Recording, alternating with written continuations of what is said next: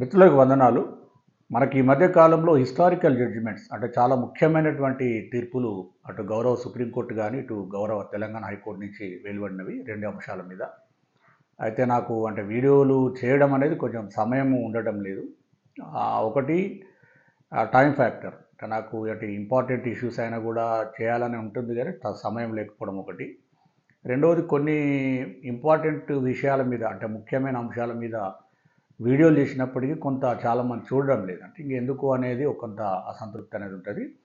ఏదేమైనా ఈ మధ్యకాలంలో ఈ గౌరవ హైకోర్టు తెలంగాణ డివిజన్ బెంచ్ ఇచ్చిన తీర్పు డిస్టెన్స్ మోడ్లో ఈ మాస్టర్ ఆఫ్ లైబ్రరీ చేసి పబ్లిక్ సర్వీస్ కమిషన్ ఎగ్జామ్ని అటెండ్ అయ్యి, ఎందుకంటే గతంలో 2022లో notification public service commission Telangana ఇచ్చింది.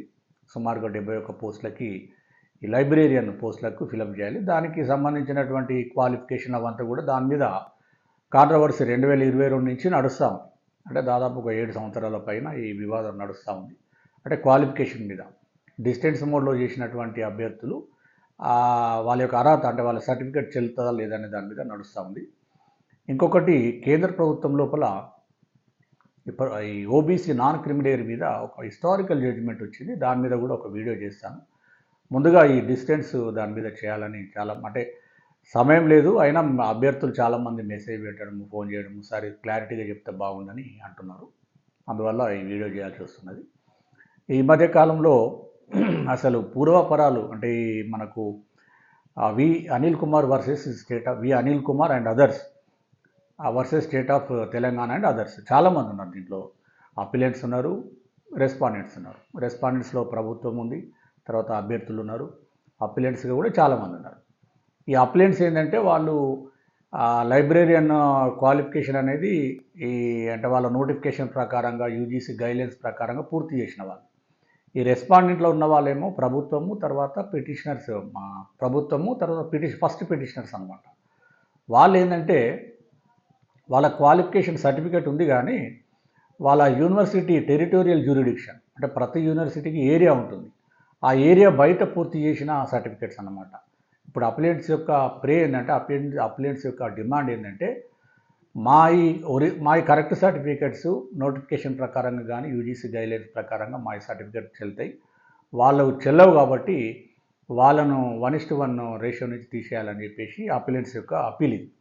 అయితే ఇది పూర్వపరాలు మొత్తం ఏందనేది మనం ఒకసారి ఆలోచిద్దాము. ఇది పబ్లిక్ సర్వీస్ కమిషన్ 2022లో ఇచ్చినటువంటి నోటిఫికేషను. ఇంటర్మీడియట్ బోర్డులో కానీ, తర్వాత టెక్నికల్ బోర్డులో లైబ్రేరియన్ పోస్టులను ఫిలప్ చేయడానికి నోటిఫికేషన్ పబ్లిక్ సర్వీస్ కమిషన్ జారీ చేయడం జరిగింది. జారీ చేసిన క్రమంలో నోటిఫికేషన్లో కండిషన్ ఏంటంటే ఎనీ డిగ్రీ, ఆర్ట్స్ కానీ కామర్స్లో కానీ డిగ్రీ ఉండాలి. తర్వాత పీజీలో 50%తోని మాస్టర్ ఇన్ లైబ్రరీ ఉండాలి. పీజీ కోర్సు ఆ లైబ్రరీలో పీజీ ఉండాలి. అది క్వాలిఫికేషన్ ఆ పోస్ట్కి. ఆ క్వాలిఫికేషన్లో చెప్తే ఏం చెప్పిందంటే నోట్లో డిస్టెన్స్ మోడ్లో ఎవరైతే పీజీలు ఈ మాస్టర్ ఆఫ్ లైబ్రరీ సర్టిఫికేట్స్ ఉన్నాయో వాళ్ళకు కండిషన్స్ పెట్టింది. ఆ డిగ్రీ డిస్టెన్స్ కోర్స్ అంటేనే ఏఐసిటి అప్రూవల్ ఉండాలి, యూజీసీ అప్రూవల్ ఉండాలి, తర్వాత డిస్టెన్స్ బ్యూరో అని మధ్య డిస్టెన్స్ ఎడ్యుకేషన్ కౌన్సిల్ అని అంతకుముందు ఉండి ఇప్పుడు బ్యూరో అని పెట్టారు. ఈ 3 పర్మిషన్స్ ఉండాలి. తర్వాత ఏరియా ఆఫ్ జ్యూరిడిక్షన్లో ఉండాలి. యూనివర్సిటీ యొక్క ఏరియా ఆఫ్ జ్యూరిడిక్షన్లో ఆ ఏరియాలో మాత్రమే ఆ కోర్సుని కండక్ట్ చేయాలి. అంతేగాని ఇక్కడ ఏదో తెలంగాణకు సంబంధించినటువంటి యూనివర్సిటీ దేశం మొత్తం సెంటర్లు ఓపెన్ చేసి స్టడీ సెంటర్లు ఓపెన్ చేసి కోర్సులు రన్ చేస్తా అంటే కుదరదు, అవి చెల్లవు. తర్వాత ఆ కోర్సుకి అప్రూవల్ కూడా ఉండాలి.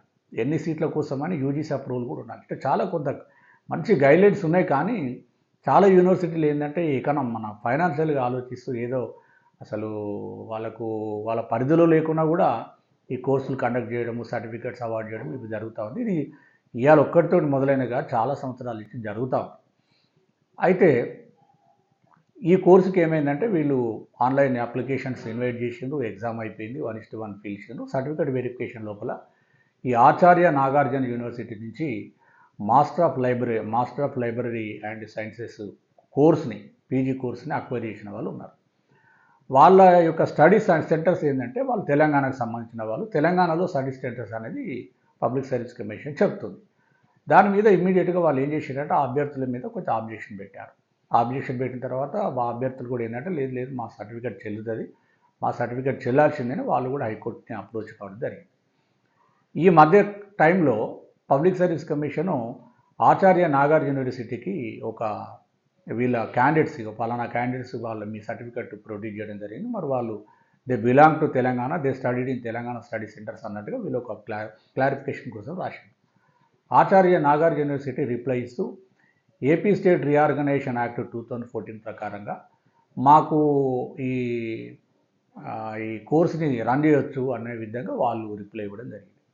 కానీ ఆచార్య నాగార్జున యూనివర్సిటీ యొక్క ఏరియా ఆఫ్ జ్యూరిడిక్షన్ ఏంటంటే గుంటూరు అండ్ ప్రకాశం జిల్లాలని. అక్కడ ఆ రెండు జిల్లాలలో మాత్రమే రెగ్యులర్ కోర్సులు కానీ డిస్టెన్స్ కోర్సులు కానీ రన్ చేసే అవకాశం ఉంది ఉన్న రూల్ ప్రకారంగా.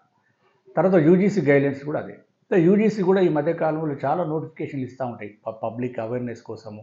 పలానా యూనివర్సిటీలకు రికగ్నిషన్ లేదు, పలానా కోర్సులకు రికగ్నిషన్ లేదు, ఇట్లా నోటిఫికేషన్ ఇస్తూ వాళ్ళు ఇచ్చినటువంటి నోటిఫికేషన్లలో సర్క్యులర్స్లో కూడా ఏం చెప్తున్నారంటే ప్రతి ఏ యూనివర్సిటీ అయినా ఆన్లైన్ కోర్సులు కానీ ఆఫ్లైన్ కోర్సులు కానీ డిస్టెన్స్ మోడ్ కానీ ఖచ్చితంగా ప్రియర్ అప్రూవల్ ఆఫ్ యూజీసీ ఉండాలి. తర్వాత వాళ్ళు రన్ చేసే కోర్సు కూడా అప్రూవల్ ఉండాలి. ఆ కోర్సు ఆ యూనివర్సిటీ పరిధిలో మాత్రమే, అంటే జ్యూరిడిక్షన్ ఆఫ్ ద యూనివర్సిటీని స్టేట్ యాక్ట్ కానీ సెంట్రల్ యాక్ట్ ద్వారా ఏర్పాటు చేస్తారు. స్టేట్ యాక్ట్గా చేసే యూనివర్సిటీలకు ఏరియా ఉంటుంది జ్యూరిడిక్షన్. ఉదాహరణకు మనకు ఆంధ్ర యూనివర్సిటీ ఉండే ఆంధ్ర ఏరియాలో area of jurisdiction, Osmania university ఉండే తెలంగాణ అంతా జ్యూరిడిక్షన్ ఉండే, తర్వాత జేఎన్టీ ఉండే టెక్నికల్ యూనివర్సిటీ అది స్టేట్ అంతా జ్యూరిడిక్షన్. మీరు ఎగ్జాంపుల్ మనకు ఇగ్నో తీసుకోండి, ఇందిరాగాంధీ నేషనల్ ఓపెన్ యూనివర్సిటీ, అది ఇండియా మొత్తం జ్యూరిడిక్షన్. ఇట్లా ఉంటుంది. అయితే ఆచార్య నాగార్జున యూనివర్సిటీకి ఆ 2 జిల్లాల మాత్రమే ఏరియా ఆఫ్ జ్యూరిడిక్షన్. అయినా కూడా వాళ్ళు తెలంగాణ స్టడీ సెంటర్లో పెట్టి తెలంగాణలో స్టడీ సెంటర్స్ ఓపెన్ చేసి కోర్స్ కండక్ట్ చేయడం జరిగింది. వాళ్ళు డీటెయిల్స్ కూడా పంపడం జరిగింది, ఎక్కడ స్టడీ చేసిండ్రు, ఎక్కడ స్టడీ సెంటర్ వీళ్ళదంటే వాళ్ళు తెలంగాణ స్టడీ సెంటర్లోనే చదవడం జరిగింది. అంటే పబ్లిక్ సర్వీస్ కమిషన్ ఏం చేసిందంటే అడ్డు పెట్టేసింది. ఇప్పుడు వాళ్ళ నోటిఫికేషన్ ప్రకారంగా వాళ్ళ సర్టిఫికేట్ చెల్లదు కాబట్టి, యూజీసీ గైడ్లైన్స్ ప్రకారం కూడా వాళ్ళ సర్టిఫికేట్ చెల్లదు కాబట్టి మేము ఉద్యోగం ఇవ్వము. ఈ వివాదము గౌరవ తెలంగాణ హైకోర్టు సింగిల్ జడ్జి దగ్గర వివాదం జరిగింది. అంటే కేసు నడిచింది.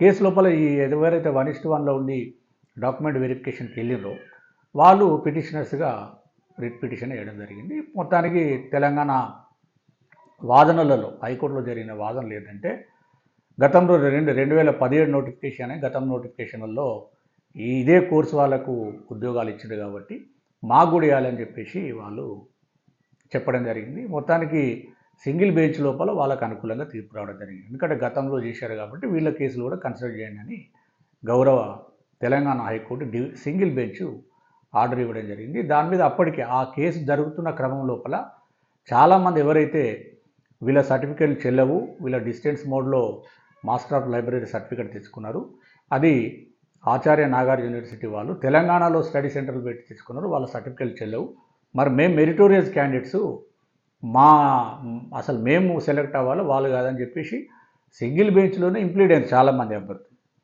అవి మొత్తానికి ఎవరైతే పిటిషనర్స్ ఉన్నారో వాళ్ళ కేసులే కన్సిడర్ చేయండి అన్నట్టుగా హైకోర్టు తీర్పు ఇవ్వడం జరిగింది. దాని మీద ఇమీడియట్గా ఎవరైతే ఇంప్లీడ్ అయిన వాళ్ళు, తర్వాత government of Telangana, public service commission వీళ్ళు అప్పీల్ చేయడం జరిగింది. అప్పీల్ అంటే డివిజన్ బెంచ్లో ఈ కేసుని పూర్తి స్థాయిలో విచారణ చేశారు. మొత్తానికి ఈ కేసు జడ్జిమెంట్ ఇటీవల ఈ మధ్య కాలంలో రావడం జరిగింది. మొన్న ఏప్రిల్ 2 రోజు జడ్జిమెంటు ప్రొనౌన్స్ చేయడం జరిగింది. దీంట్లో కేటగిరికల్గా క్లియర్గా చెప్పడం జరిగింది ఏంటంటే మీ నోటిఫికేషన్ ప్రకారంగా డిస్టెన్స్ మోడ్లో కనుక పీజీ సర్టిఫికేట్ ఉంటే ఆ డిస్టెన్స్ మోడ్కు సంబంధించినటువంటి యూనివర్సిటీకి యూజీసీ అప్రూవల్ ఉండాలి, ఆ కోర్సుకి కూడా అప్రూవల్ ఉండాలి. వాళ్ళు డిస్టెన్స్ మోడ్లో ప్రోగ్రామ్ని కండక్ట్ చేసినట్లయితే, కోర్సును కండక్ట్ చేసినట్లయితే వాళ్ళ ఏరియాలో మాత్రమే చేయాలి, అవుట్ సైడ్ చేయడానికి వీల్లేదు.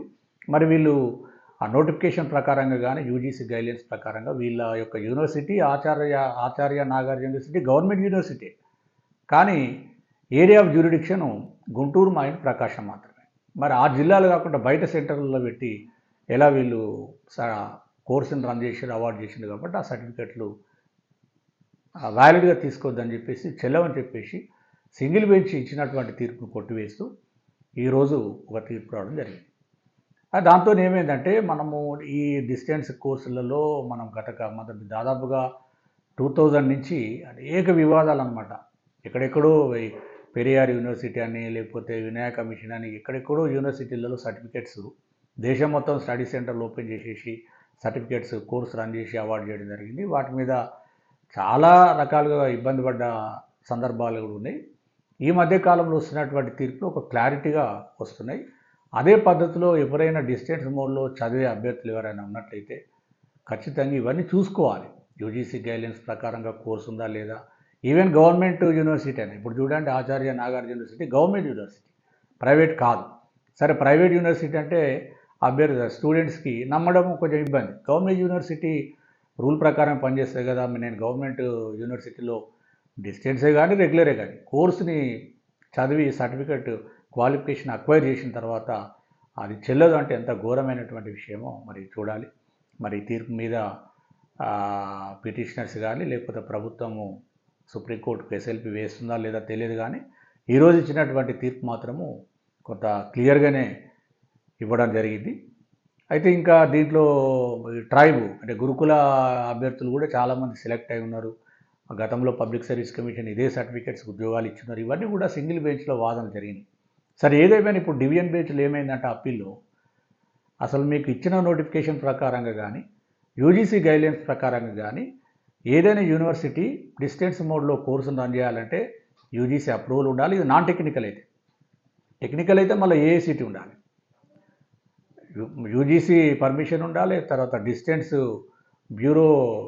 డిస్టెన్స్ కౌన్సిల్ బ్యూరో పర్మిషన్ ఉండాలి, తర్వాత యూనివర్సిటీ వాళ్ళ యొక్క ఏరియా ఆఫ్ జ్యూరిడిక్షన్ ఆ యూనివర్సిటీ పరిధిలో మాత్రమే ఆ కోర్సును రన్ చేయాలని చెప్పేసి చాలా స్పష్టంగా యూజీసీ గైడ్లైన్స్ ఉన్నాయి. అదేవిధంగా పబ్లిక్ సర్వీస్ కమిషన్ ఇచ్చిన నోటిఫికేషన్లో కూడా స్పెసిఫిక్గా రాసింది. కాబట్టి ఈ సర్టిఫికేట్స్, ఎందుకంటే అభ్యర్థులు తెలంగాణ స్టడీ సెంటర్లలో చదివారు కాబట్టి వాళ్ళ సర్టిఫికేట్ చెల్లదని చెప్పేసి ఇలా హైకోర్టు చెప్పడం జరిగింది. మరి గతంలో మనం చూసినట్లయితే టెక్నికల్ కోర్సుల మీద కూడా పెద్ద ఎత్తున కేసులు ఉన్నాయి. మొత్తానికి ఇప్పుడు అన్నిటికీ ఫుల్ స్టాప్ పడడం జరిగింది. ఎందుకంటే మనకు జేఎన్టీయూలో కూడా బీటెక్ కోర్సులు, కరస్పాండెన్స్ కోర్సులు, తర్వాత state board of technical education SBT వాళ్ళ డిప్లొమా సర్టిఫికెట్స్ డిస్టెన్స్ మోడ్లో కొంత వివాదం ఉండే. ఇప్పుడు డిస్టెన్స్ కోర్సులు చేయట్లేదు. అందుకే గవర్నమెంట్ ఆఫ్ ఇండియానే క్లియర్గా టెక్నికల్ కోర్సులు అనేది డిస్టెన్స్ మోడ్లో లేదు. ఒకవేళ ఏదైనా యూనివర్సిటీ చేసినా కూడా ఎక్కడ చేయకండి, అది తప్పు అనేది నేను ఈ సందర్భంగా తెలియజేస్తున్నా. మనకి ఈ వీడియోలు కూడా ఏంటంటే కొంత అవేర్నెస్లో భాగంగా, అంటే మనకు కొంత లీగల్ పరిజ్ఞానం ఉంది కాబట్టి కొంత అభ్యర్థులకు క్లారిటీగా చెప్పే ప్రయత్నం చేస్తున్నా. మనకు టైం ఉండడం లేదు ఈ జడ్జిమెంట్ వీటి మీద చెప్పడానికి. ఇంకొకటి ఏంటంటే మనము వాస్తవాలు చెప్పినా కూడా నేను ఏంటంటే ఏదో కెమెరా పెట్టి స్టూడియోలో చేసేది కాదు, డైరెక్ట్ నా సెల్ ఫోన్లో చేసి అప్లోడ్ చేస్తాను. ఎందుకంటే నాకు టైం ఉండదు. మెయిన్ ప్రాబ్లం మనకు ఏదో యూట్యూబ్ వీడియోలు పెట్టి నాకు టైం గడిపే అవకాశం లేదు. ఉద్యోగం చేసుకోవాలి, తర్వాత ఇతరత్ర సోషల్ యాక్టివిటీస్ సోషల్ ఉంటాయి కాబట్టి చేయలేకపోతున్నా. ఇది కూడా ఇంకా ఈ డిస్టెన్స్ కోర్సుల మీద మీకు ఏమైనా అనుమానాలు, డౌట్స్ ఉన్నట్లయితే మీరు కామెంట్ రూపంలో పెట్టండి. నాకు తెలిసినంత మేరకు మీకు క్లారిఫై చేసే ప్రయత్నం చేశాను. తర్వాత ఈ మధ్యకాలంలో గురుకుల డౌన్ మెరిట్ లిస్ట్ అవుతుందా పోతుందా ఏంది సార్ అని చాలామంది కూడా పాపం అభ్యర్థులు బాధలో మనకు మెసేజ్ పెడతా ఉన్నారు. మరి ఇవన్నీ కూడా ఏంటంటే వ్యవస్థ లోపల జరుగుతున్నటువంటి ప్రక్రియలు. దీనికి ఎప్పుడు అవుతుంది ఏందని ఇది ఎవరు కూడా చెప్పలేరు. ఇప్పుడు మనం ఈ డిస్టెన్స్ కోర్సు మాస్టర్ ఆఫ్ లైబ్రరీనే చూడండి. ఫస్ట్ నోటిఫికేషన్ ఇచ్చిండ్రు, క్యాండిడేట్స్ అప్లై చేసిండ్రు, 1:1 డాక్యుమెంట్ వెరిఫికేషన్ వేరు. వెరిఫికేషన్లో వీళ్ళ సర్టిఫికేట్ వ్యాలిడే కాదా. స్టడీ సెంటర్ తెలంగాణలో, యూనివర్సిటీ ఆంధ్రాది. ఈ రకంగా లీగల్ లిటిగేషన్ వచ్చినప్పుడు చూసిండు కదా. అటు సింగిల్ బెంచ్లోనేమో అభ్యర్థులకు అనుకూలంగా వచ్చింది, మళ్ళీ డివిజన్ బెంచ్కి వచ్చేవరకే యాజ్ పర్ లా మాత్రము ఇక్కడ అసలు వీళ్ళకు యూజీసీ గైడ్లైన్స్ కానీ నోటిఫికేషన్ ప్రకారం ఈ సర్టిఫికేట్ చెల్లదని చెప్తున్నారు. ఇంకొక ఫండమెంటల్ లాలో చెప్తున్నది ఏంటంటే ఇక ఫస్ట్ సింగిల్ జడ్జిలో వాదనలలో 2017 నోటిఫికేషన్కి ఇచ్చిండ్రు, లేకపోతే గురుకుల నోటిఫికేషన్లలో ఇచ్చిండ్రు, ఇదే సర్టిఫికేట్ ఉద్యోగాలు ఇచ్చారు అని అభ్యర్థులు చెప్తారు. ఎప్పుడైనా ఒకటి ఇల్లీగల్గా ఇచ్చినటువంటి, అంటే అది న్యాయబద్ధంగా లేని ఆ పాయింట్ని తీసుకొచ్చి అది మనం హక్కుగా అడగలేం. అదే ఇవాళ డివిజన్ బెంచ్లో అదే చెప్పింది, జడ్జి గారు చెప్పింది ఏంటంటే, ఏదైనా సరే వేరే అభ్యర్థులకు ఇచ్చిండ్రు కాబట్టి నాకు ఇవ్వండి అంటే అది ఇల్లీగల్ అయినప్పుడు అది నువ్వు హక్కుగా అడిగే అవకాశం లేదని చెప్పేసి ఒక న్యాయ సూత్రం ఉంది. దాని ప్రకారంగా ఇవాళ డివిజన్ బెంచ్ ఈ తీర్పు ఇచ్చినట్లుగా నేను భావిస్తున్నా. సరే, ఏదేమైనా స్టూడెంట్స్ కానీ మిత్రులు కానీ నా యొక్క వీడియోలు కనుక నచ్చినట్లయితే మీరు లైక్ చేయండి, షేర్ చేయండి, సబ్స్క్రైబ్ చేయండి ఛానల్ని. మీ మిత్రులు కూడా షేర్ చేయండి. నెక్స్ట్ నా వీడియో ఈ క్రిమిలేయర్స్ మీద, నాన్ క్రిమిలేయర్ మీద ప్రభుత్వ రంగంలో పనిచేస్తున్న ఉద్యోగులు కానీ ప్రైవేట్ రంగంలో పనిచేస్తున్న ఉద్యోగుల యొక్క జీతభత్యాలు తీసుకొని ఒక ఓబీసీ అభ్యర్థి, బీసీ అభ్యర్థి కానీ ఓబీసీ అభ్యర్థి క్రిమిలేయర్గా నిర్ధారించి సర్టిఫికెట్ ఇవ్వకపోవడం అనేది తప్పు. అంటే ప్రైవేట్ ఉద్యోగుల జీతభత్యాలు కానీ ప్రభుత్వ ఉద్యోగుల జీతభత్యాలు కానీ పబ్లిక్ సెక్టర్ అండర్టేకింగ్ ప్రభుత్వ రంగ సంస్థలలో పనిచేసిన ఉద్యోగుల జీతభత్యాలు మాత్రం ఈ క్రిమిలేయర్ నిర్ధారణ లోపల తీసుకోవద్దు, అది ఇల్లీగల్ అని చెప్పి చాలా స్పష్టమైన హిస్టారికల్ జడ్జిమెంట్ అది మనకు March 11న వచ్చింది. చాలా రోజులైంది. దీని మీద హెచ్ఎంటీవీలో ఒక పెద్ద డిబేట్ కూడా చేయడం జరిగింది. ఇంకా నేను కొన్ని టీవీ డిబేట్స్లలో పార్టిసిపేట్ చేసిన మంచి మంచి అంశాల మీద వాటికి సంబంధించినటువంటి లింక్స్ని డిస్క్రిప్షన్ బాక్స్లో పెడతాను.